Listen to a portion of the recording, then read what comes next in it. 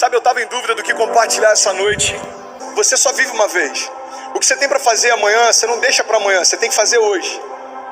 O que você tem que fazer, cara, os sonhos que você tem, os projetos que você tem, deixa de lado e vive hoje. Esse é o grito de uma geração. Só que o que eu quero compartilhar com vocês é que esse grito nada mais é do que reflexo de uma criação eterna que está ansiosa porque está vendo o seu tempo sendo contado em dias e horas. Entende uma coisa, meu irmão? Você sabe por que nós fazemos parte da geração mais ansiosa que já pisou na face da terra? É porque dentro de nós existe uma natureza que foi gerada por Deus para ser eterna. Dentro de nós existe uma natureza que, segundo a palavra de Deus, deseja a eternidade. Só que quando a gente olha para o relógio, a gente vê que o nosso dia termina com 24 horas. Quando a gente olha para o nosso ano, a gente vê que ele termina depois de 12 meses. Quando você lembra do que você viveu nos últimos 10 anos, você percebe que a vida passa muito rápido. Coisas que você imaginou que demorariam anos para acontecer, elas já aconteceram. Sabe, eu ainda me assusto quando eu percebo que eu já tenho 30 anos de idade, porque eu lembro quando eu era mais novo e eu pensava, cara, quando eu tiver 30 anos de idade vai demorar tanto para chegar lá. E hoje eu olho para minha filha com 5 anos de idade e eu percebo que daqui a 10 eu já vou ser um coroa para ela. Pastor, ok, mas o que isso tem a ver comigo que tem 17 anos? O que isso tem a ver comigo que tem 20 anos? Eu vou te explicar. O tempo passa muito rápido e a gente está o tempo inteiro lutando contra o tempo. A gente está o tempo inteiro brigando com o tempo. Eu lembro que eu vi um filme do Will Smith. Se você não viu esse filme ainda, vale a pena ver. Esse filme é demais. E ele se chama Beleza Oculta. Se chama Beleza Oculta. Quantos já viram esse filme?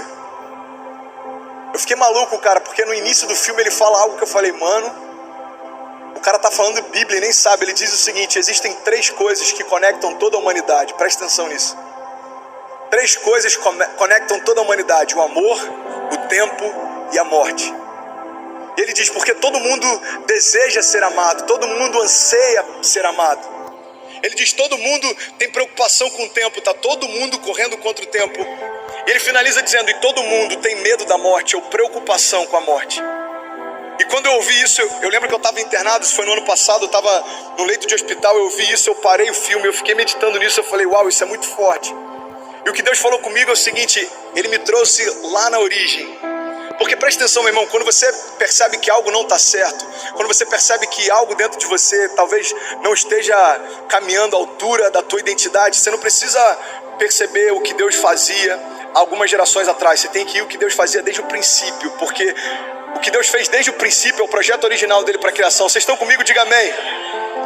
Você quer saber qual é o plano de Deus para você? Vai na origem. Porque na origem a palavra de Deus diz que Deus, antes de criar um homem, ele criou um ambiente. É porque tudo que Deus faz, ele prepara um ambiente primeiro.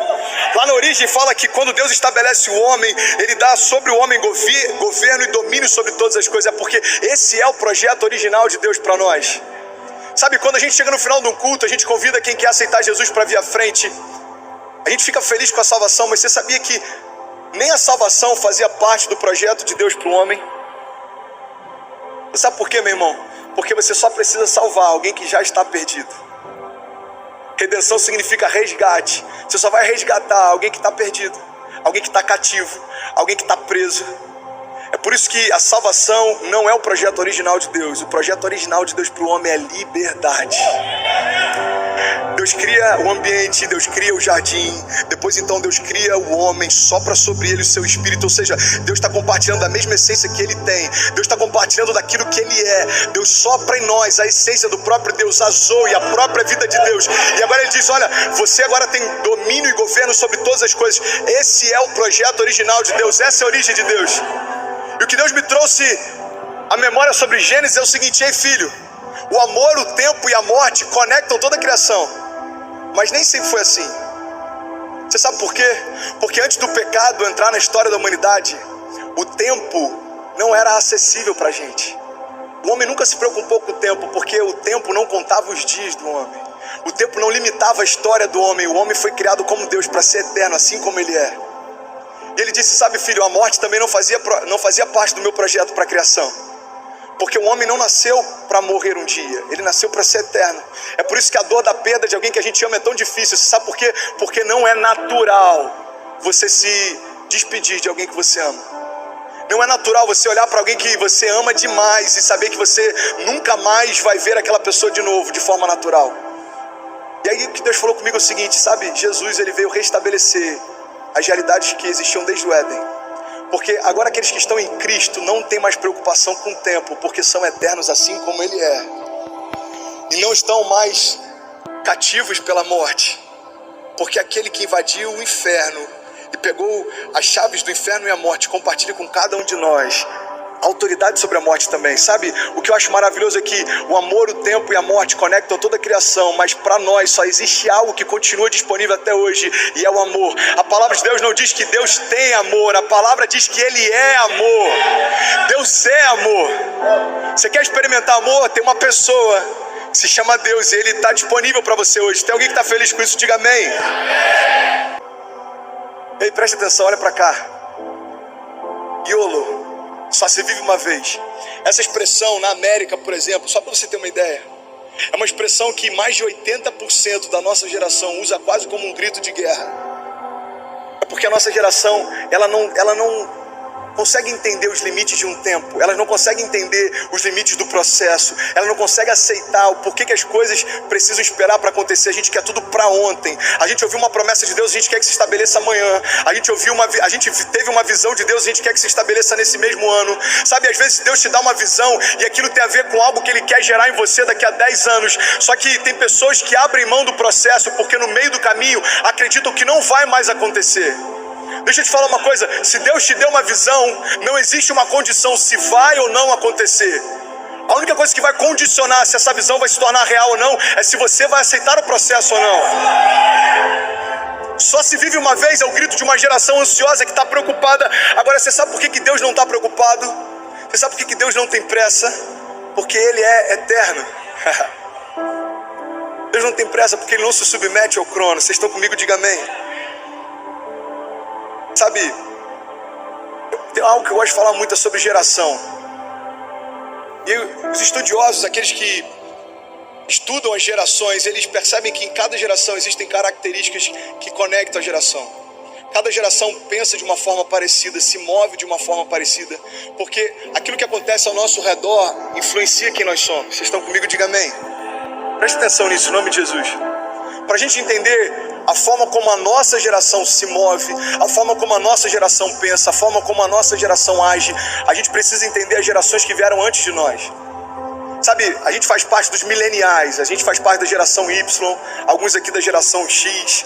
Essa geração que é hiperconectada, essa geração que se move por ideais, essa geração que não consegue imaginar a ideia de trabalhar 20, 30 anos na mesma empresa. Essa geração que quer sempre novas experiências, essa geração que prefere ganhar menos, mas trabalhar num lugar que acredita nos ideais desse lugar, do que ganhar muito e ter que passar por cima de outras pessoas. Nós somos uma geração de idealistas. Nós somos uma geração que é marcada por projetos como Greenpeace, por exemplo, que pessoas colocam a própria vida em risco para poder salvar baleias no outro lugar do mundo. Nós fazemos parte de uma geração que se manifesta, que vai para as ruas e que se conecta a causas que falam por si só. Agora, você sabe por que nós somos assim? É porque as gerações antes da nossa, elas se preocupavam em ter estabilidade. Só para você ter uma ideia, as gerações antes da nossa, presta atenção nisso, eles passaram pela Primeira e Segunda Guerra Mundial.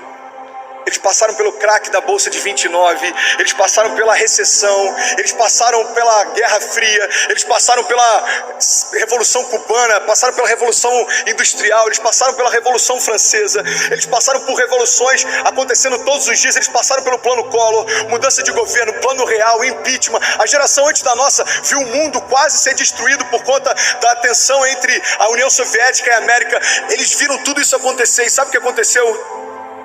Quando essa geração passou a ter filhos, preste atenção porque eu estou falando de você agora. A preocupação das gerações antes da nossa era de gerar para os seus filhos tudo aquilo que eles não tiveram.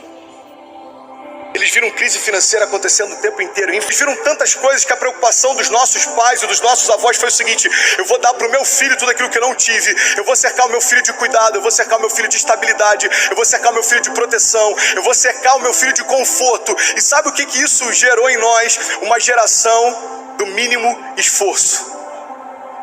Porque a gente se acostumou com o tempo a receber presentes, mesmo sem se esforçar para merecê-los. A gente se acostumou ao longo do tempo com o cuidado excessivo dos pais. A gente se acostumou ao longo do tempo com uma proteção excessiva dos pais. E nós somos frutos de um cuidado de pais que nos amavam demais, mas que nos pouparam do processo. Pastor, o que isso tem a ver com o Evangelho? O Evangelho é para o homem todo e para todos os homens. Se você não entender algumas características pelas quais você se move, o Evangelho não vai se encaixar dentro de você. Você sabe por quê? Porque o Evangelho é metanoia, é mudança de mente, é mudança de comportamento. O Evangelho é mudança de natureza. O Evangelho veio para mudar quem você é. É por isso que a palavra de Deus diz: olha, transformai-vos pela renovação do vosso entendimento, para que você possa experimentar qual é a boa, perfeita e agradável vontade de Deus. O que a palavra está dizendo é o seguinte: se você não mudar a tua mente, você não consegue sequer experimentar a vontade do meu Pai. A palavra de Deus diz: olha, conhecereis a verdade e a verdade vos libertará. Agora, eu só experimento a verdade que eu conheço. Se eu conheço a verdade em parte, eu vou ser liberto em parte. Preste atenção nisso. Se eu conheço a verdade em parte, eu vou usufruir dela em parte. Se eu conheço a verdade em parte, eu vou experimentar milagres em parte. Pastor, como que é uma liberdade parcial? Eu vou te explicar. Uma liberdade parcial é aquela que você começa a ter prazer no meio dos louvores, mas você ainda não tem força para negar o pecado quando está no quarto com a sua namorada. A liberdade parcial é aquela que faz com que você até deseje ir para o culto, mas faz com que você desista no meio do processo para o cumprimento do teu chamado. A liberdade parcial é quando a gente deixa Deus tocar a gente em partes, mas não deixa Ele tocar no todo.